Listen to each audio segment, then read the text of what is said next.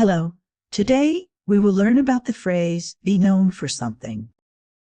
This means someone or something is recognized because of a special quality. The something means something. You can replace it with any noun. For example, she is known for her kindness. Or, Paris is known for its beautiful buildings. You always say be known for, not be known by or be known of. Use it to talk about what makes a person, place, or thing famous or special. The structure is simple, subject to being known for own noun. For example, the city is known for its parks. You can use different tenses like was known for in the past. Remember, this phrase is common in everyday English.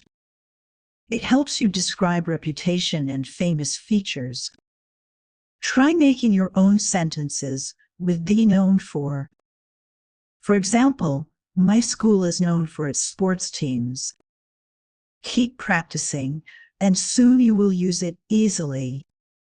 Thanks for watching and keep learning English.